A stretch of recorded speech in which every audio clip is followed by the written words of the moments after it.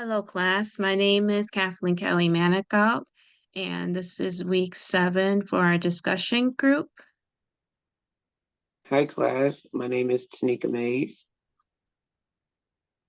And one of the articles that we're going to discuss is the many poll respondents guessed wrong on their interviewer's race. So this article is pretty interesting. It was research done on different race groups to see if they can actually correctly guess which interviewers were of the same race and which ones were of the different race. Um, I mean, it was pretty interesting. The responses, it involved different ethnicities from uh, Latino, um, African American, and from, I believe, also white respondents as well. Um, so I thought it was pretty interesting with the answers.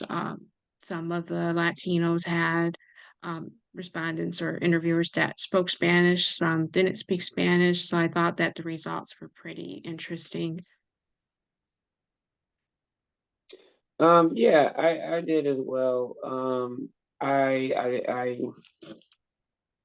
took notes and one particular part where it was saying about 70% were likely to guess the interviewer being minority or black and not white. Um, I think that is just something that is logical. I don't know. I guess like when we listen, when we hear a person's voice, like we've heard voices of different races and nationalities so long that when you hear it on the phone, it's like you automatically know. And when you find out that it's different, then you're really, like, whoa, taken aback. But yeah, I don't see where,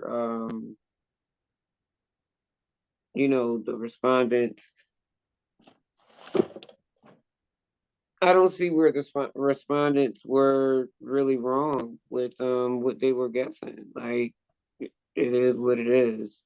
I Mhm. guess my thought for this research is what exactly are they looking for within this research? Like other than just knowing, if you guess the right person's ethnicity that's interviewing you.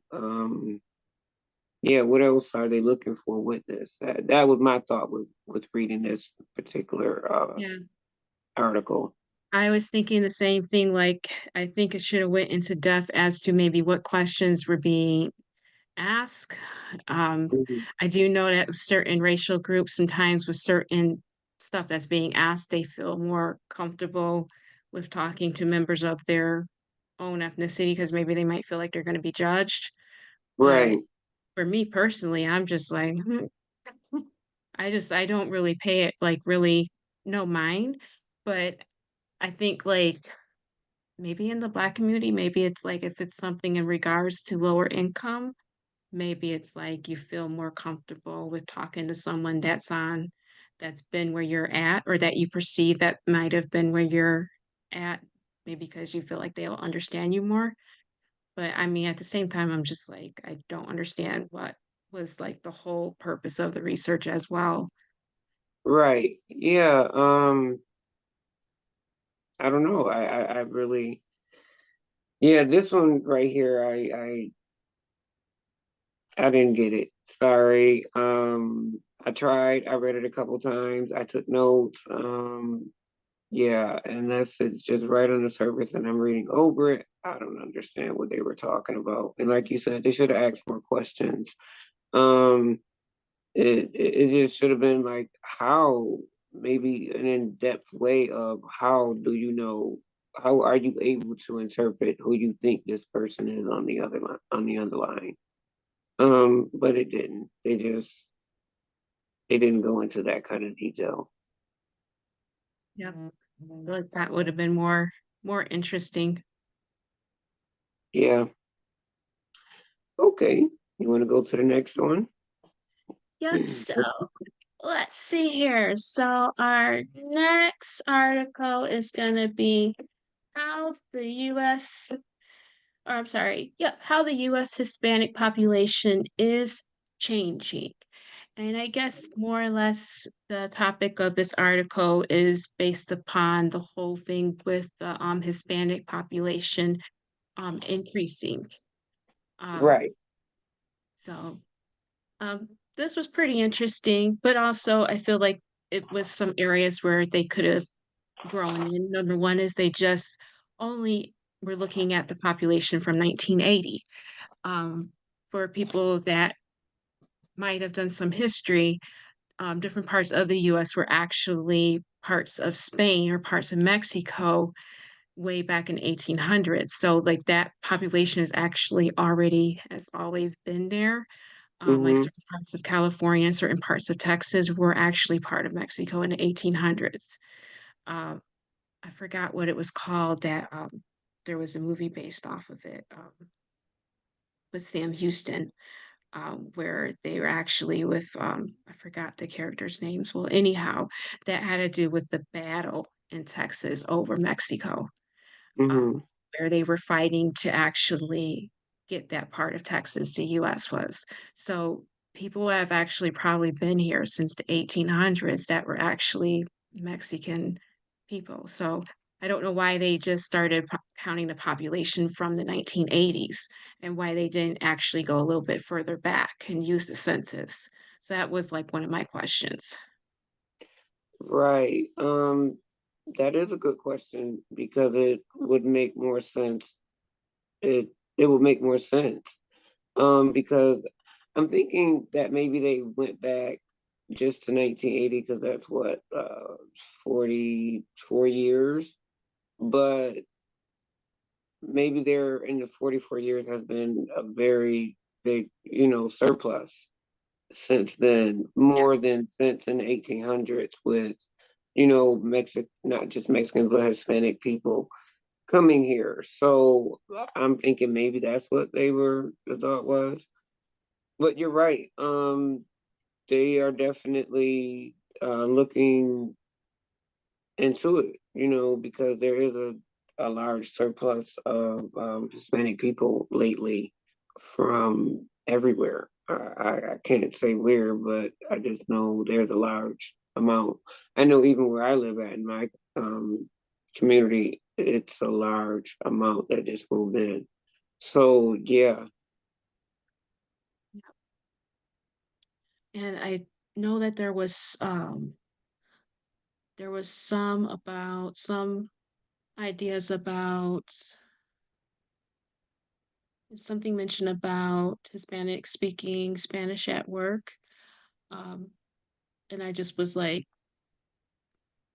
wanted to include the fact that there are missing details if jobs are requesting that a lot of jobs are also requesting bilingual. So, that could be a strength too. Like if you have this population that's coming in, especially if they speak dual languages, that's actually a good thing.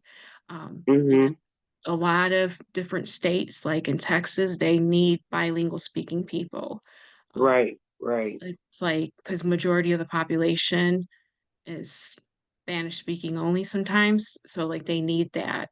Um, there's like a lot of lack of translation for clients and consumers too in certain industries as well. So I Right, think and especially with healthcare, there's definitely a need for bilingual healthcare, and definitely even like with social work, what we're going into, because we're pretty much the front line of helping the people that are coming here.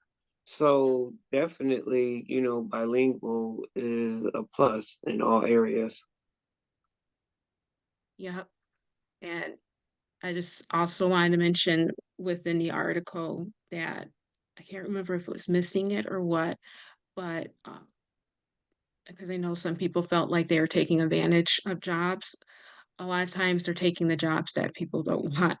And also, I know Trump was stating something about than bringing in the crime, and they're actually at more risk of actually being victims of crime because they're scared to report it, especially if they're undocumented. The fear is that they're going to actually get deported by reporting a Right, crime. right, exactly. And yeah, the jobs that they are doing are jobs that people don't want. But of course, if somebody else is doing it, then it's a problem with it getting done. And Trump, that is a whole nother conversation in itself. Yeah. He just have everything all wrong, and I just don't understand why he's even allowed to be running again at all. Like, there's no way possible. Like, I'm sorry, I just gotta jump off the subject for a second. There's been people that have had to jump through hoops to be president. And now it's like you got this person that has a criminal record going through criminal stuff while running for president, and he gets to continue to run. That's Hmm. insane. Yeah. Totally insane. Yep. I mean, I'm not saying that people that are coming into the country don't have a criminal background. Some of them maybe do, but not all of them do. And Right, I've run across are actually getting away because either they're at risk of being in a harmful situation or they're trying to find a better life and they're actually like really not criminals. They're actually like the least prone to actually do anything illegal. Um, but another thing I wanted to know within the article, and I don't know if I bypassed it up or if they just didn't mention it, when in terms of who they're counting, if they're counting documented or undocumented, because that's what I was like right. wondering. That would make a big difference. And were you necessarily using census records? Because I know a lot of people are sometimes scared to report their actual identity on the census, especially Latinos, because there's that fear that, that someone's gonna, report them or something like that. So, Yeah, wow. Yeah, that would make a big difference. Those things, because if we have a lot of people come here, everybody can't be, on the census. They just can't be. yeah, They can, it's too many, and it's too many if you're thinking that the ones that if you're counting the ones that are on the census right now. So it's definitely, yeah, yeah, especially if they're in the industry of like being like in like any kind of work where they're traveling, because you do have people that are migrant workers. um, they're traveling, they're not gonna, the odds are they might be missed in that count. So right, right. Yeah, you're right. let's see. So To the next one. yeah, let's move on. So, So our uh, next topic is the article is what makes you multicultural. So with this, like I was kind of caught off guard with this title. Like when people say multicultural, I always have like the assumption that they mean multicultural, like someone that is mixed with several different races. Like I mm, never really like the way that the article portrays it as if almost as if more like diversity. I could be wrong, but I mean that's just my own perception of it. Um, yeah, it was more so on the lines of, are you more aware with different cultures? You mhm. know what I mean? Like, are you kind of like the questions that they asked us in class, like, how multicultural are you? Like, are you aware with different cultures that you're going to be coming into contact with? And that's more so kind of like what this article was about. So yeah, the heading did kind of throw you off. Like, Yeah, okay, we're going to talk about people that are mixed races, but it did not. yeah, yeah. I mean, I thought it was pretty interesting. Um, in terms of like what it was talking about. Um, and just like glancing over. So it was just talking about about the identity of like America and how I guess how the white population or Caucasian population is decreasing.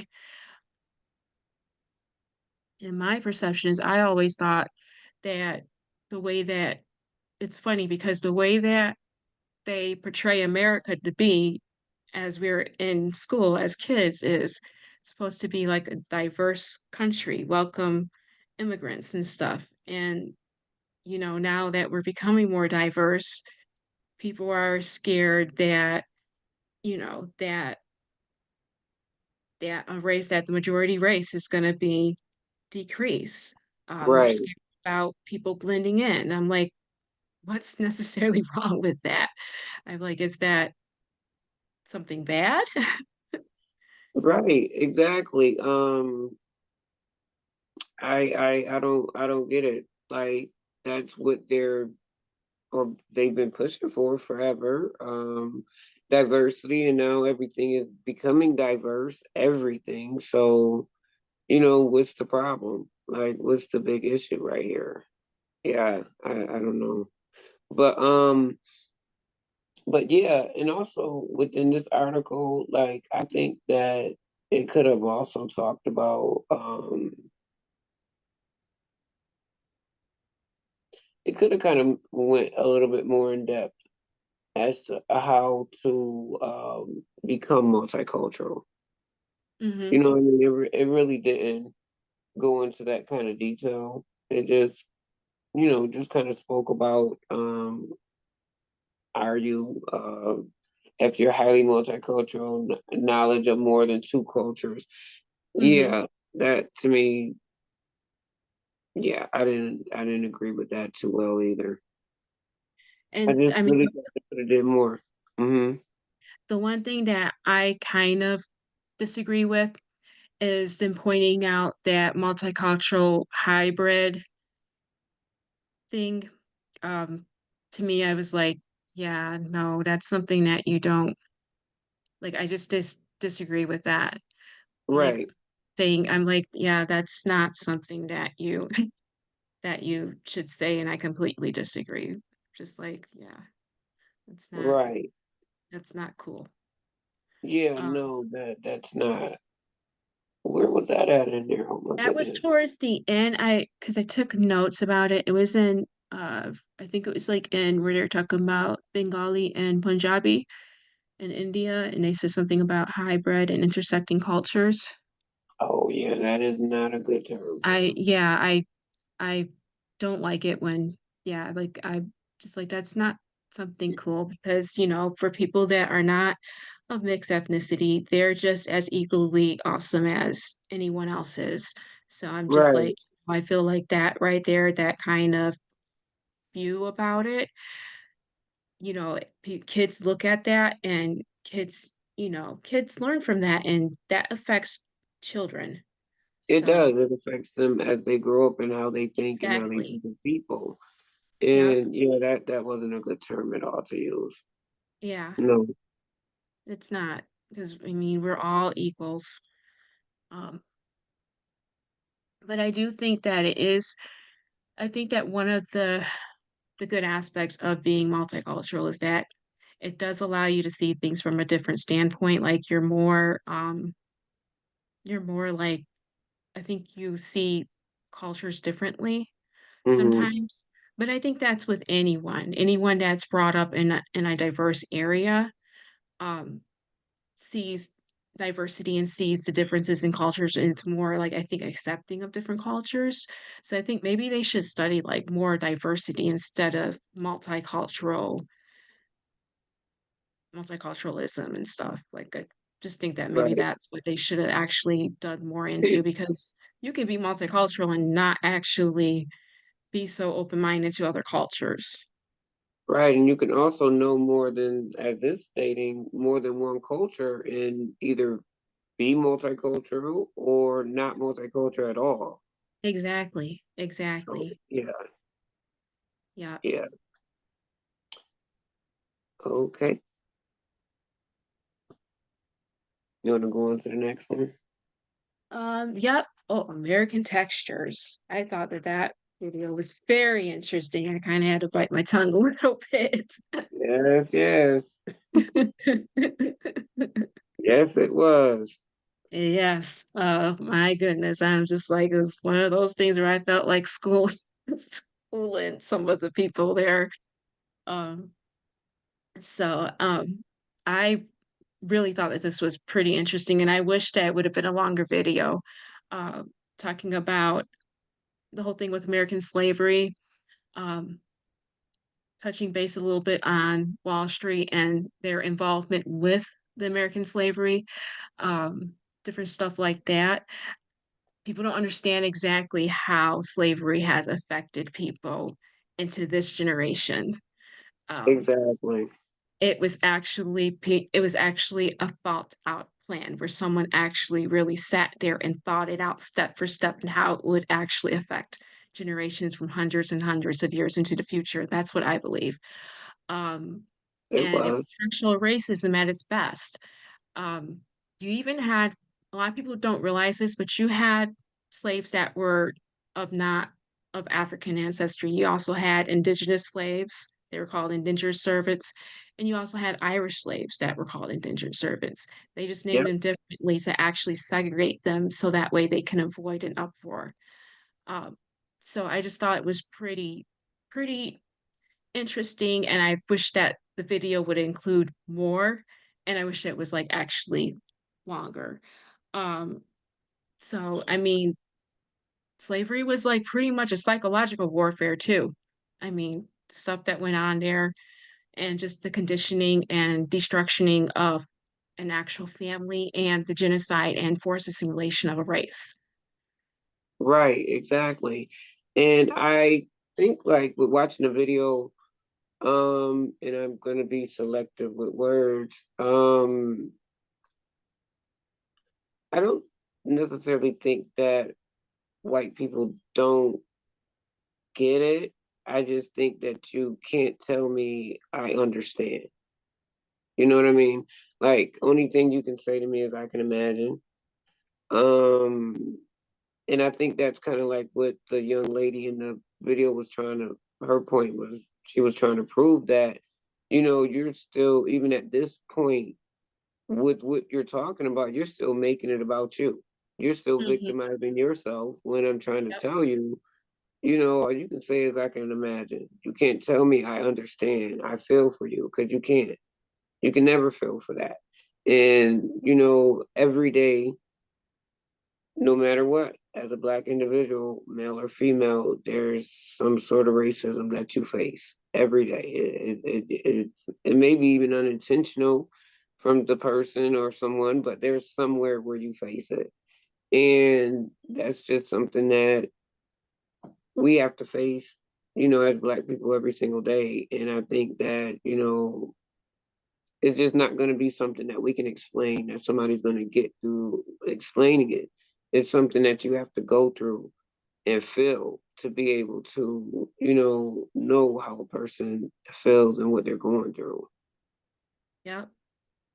Yep, Yeah, and I mean, I completely agree. I think that sometimes they feel like I think sometimes certain people feel that we're coming at them and attacking them, but we're not. This is what happened. We're not saying that you had anything to do with it. However, though your ancestors did. So, right. and I think that's what they feel like. It's like, no, it's not all about you. It's what's happened in the past and what your ancestors did. And unfortunately, it still affects us today because it's something where, certain behaviors were actually taught and passed down. And some of these behaviors, actually, majority of these behaviors were unhealthy behaviors. So, Yeah, and I mean, you're talking about even about assimilation, like the wiping away of a culture. Like, I look at it like individuals whose ancestors were enslaved, they really don't have a culture.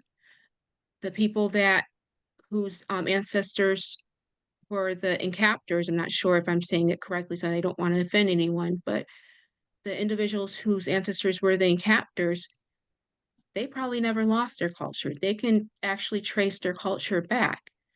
But for Exactly. us and individuals that who were enslaved, we can't really trace our culture all the way back. No, we can't. We really can't. And that's unfortunate. It really is. Like, we can't trace ours back. And that's something that we have to live with every day as well.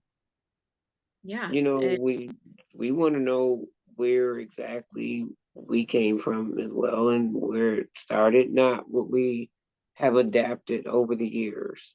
Over not just over the years, but over from being enslaved, because that's what their culture was what they put on the enslaved people. So that's the culture that we live by now. So we don't know our 100% culture at all. yeah, and I mean, I feel that that affects the youth today because it's like, it's just like a lot of unhealthy behaviors and stuff that are passed down. I think it still affects the youth today, which is why you see so many kids with these dysfunctional behaviors. I feel it's because, somehow or another it's affect their family system. Also the fact that majority of us are usually lower income. You Hmm. have to look at the fact that a lot of slaves were not able to read or write. It was illegal for you to read or write if you were enslaved. Um, Once slavery ended, it was a good thing. But the bad thing was, if you stop to think about it, how many of the individuals that are now free had jobs? How did they support themselves? Not only that, when they did free the slaves, they put a clause that there were so many things that if they did, that they could go right back into slavery. Like if you Exactly. you did a crime, that could put you right back into slavery. And at that time, anything could be a crime to put you right back in slavery. So yeah, yeah, And you had to pay taxes too. Like I've been doing right. Had to pay taxes. genealogy They couldn't research vote. and there's different like free taxes or free color taxes or something like that, where if you're registered, you have to register as a free person of color. And when you register, like you have to pay, I guess, a set of taxes each year, I'm assuming. Right.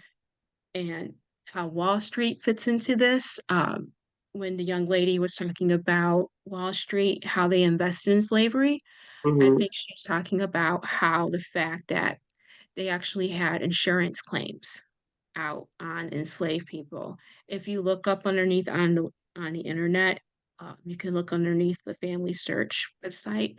There's actually stuff where you can look up people's names that were enslaved, and you can sometimes see insurance policies. Wow. So yeah, I'm also thinking maybe with the stuff that they were producing, Hmm.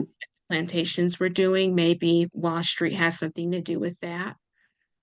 Right. Um, That's a possibility. yeah, so I mean, it was a business. So, Yeah, no, the whole thing was a business, selling people to make more profit on something else. It was just a bad thing. It really was. Really was. And it's just unfortunate, like you were saying about the younger generation, they don't know about it and they're not learning about it. And it's sad that it seems as though they're trying to take it out of history books so they won't learn about it. So it's like they're going to take out certain things that were of history that made this country, but now want everything to be diverse. That doesn't make sense because diversity would be teaching about that, I think. or they want everything to be inclusive, but they want to remove the bad stuff. How are we going to learn from our mistakes if we don't include the mistakes that were made? Right, exactly. So, Exactly. I thought it was pretty interesting. Another topic that they brought up on is like the building a wall, where Hmm. I, they were stating um, that they felt like the people that had, whose ancestors were then captors were building a wall, I guess. And then I thought I heard that it was vice versa. I heard that both sides felt like each other was building a wall. Um, Mhm. I thought that that was pretty interesting, especially when I'm like, okay, you're talking about ancestors of enslaved people, and they're telling you the struggles that their ancestors went through. And I mean, of course, there's a lot of energy behind that because it's a lot of stuff that was done. I mean, even Right, though we're not the ones that it was done to their family, their past relatives. So it's like that's still, those stories and that energy still kind of carries on, I guess, to present day. But I just thought it was interesting. I mean, and I don't understand why they felt defensive. I think maybe they thought that they were just coming at them, and I'm just like, you have to kind of sometimes try to sit back and just try to analyze someone and see where they're coming from. I guess right, from a social worker aspect, I guess it would be you just sitting still and just observing their behavior and just trying to listening. remember that, yeah, that everyone is probably going through something and there's a reason why that they're reacting the way that they're reacting. But Right, I just wish it was longer. I wish that they would include more depth on making an impact. right. Because I'm like remembering the one article that we had to read about making allies, and Mhm. just wondering, wishing that they would include more ideas about how to actually make more allies, how to make allies with these people to actually bring them in so then that way they can go out and teach people from their population